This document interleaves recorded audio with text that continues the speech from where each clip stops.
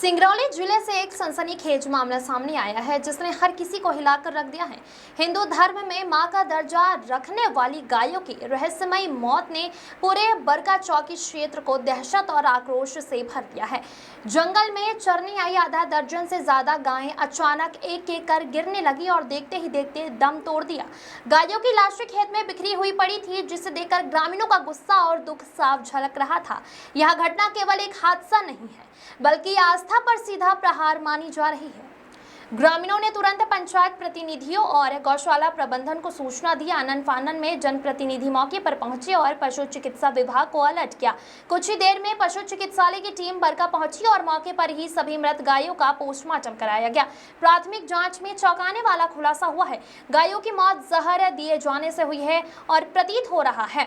पशु चिकित्सक अनामिका विश्वकर्मा ने पुष्टि की है कि सभी गायों के सैंपल जांच के लिए लैब भेजे गए हैं और रिपोर्ट के बाद ही मौत का कारण साफ होगा।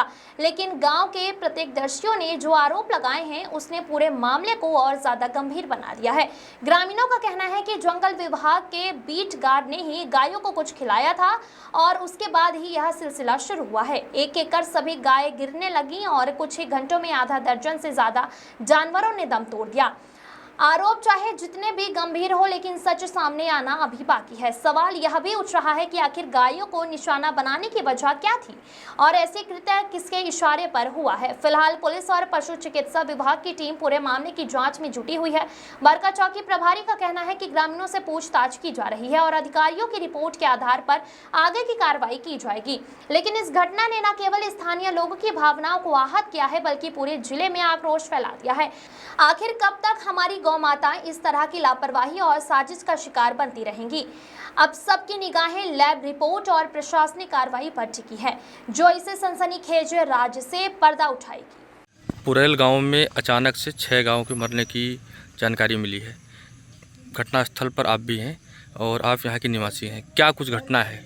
सर, ये मेरे घर के पास ये गौ माता लगभग 21 से 22 संख्या में बैठी थी। सुबह लगभग 6 बजे ये घटना 6:30 बजे की है। एक व्यक्ति आया मोटरसाइकिल खड़ा कर वो जिन मवेशियों का मृत्यु हुआ उनको घर से हमारे 100 मीटर दूर ले जाकर और वहीं पे मवेशी लोग खड़ा हो गए। फिर हम मैदान जाते समय देखा कि वो लोग मतलब तीन लोग उस समय छटपिटा रहे थे, गिर गए थे। इसके बाद हमने देखा क्या हो गया, बगल में देखा तो वहाँ पे यूरिया महुआ में मिलाकर और नमक वहाँ पे रखा था और लोग खा रहे थे उसी को। हमने प्रयास किया और को वहाँ से दौड़ा दिए, लेकिन 6 लोग खा लिए थे, 6 की मृत्यु हो गई स्टाफ पर। फिर इसके बाद हमने गांव वालों को सूचना दिया। तब तक गांव वाले कुछ सरपंच सेक्रेटरी आए तो और मवेशी जो जिंदा है यहाँ से चले गए, 6 की मृत्यु हो गई। क्या कुछ पता है वो जो व्यक्ति अज्ञात व्यक्ति था वो मोटरसाइकिल से था, कौन हो सकता है? अज्ञात व्यक्ति नहीं है, वो गांव का ही है। नाम पता है क्या आपको? हाँ, हम लोग से घरेलू नाम जानते हैं उसका। हाँ। तो जंगल विभाग का चौकीदार था, इसलिए हम लोग उसको जानते हैं। हाँ। उसको नाम से पैसा हुआ कहते हैं। हाँ। नाम नहीं जानते। वो मवेशियों को दांत के इधर लाया। और क्या उद्देश्य हो सकता है उसके खिलाने का? क्या करते उसको खिला करके? उद्देश्य था कि पहले क्या था कि इसके पहले हमारे बगल में 500 मीटर में गौशाला है। उस गौशाला में इसी 4 दिन पहले बिजली गिरने से 7 की मृत्यु हो गई थी।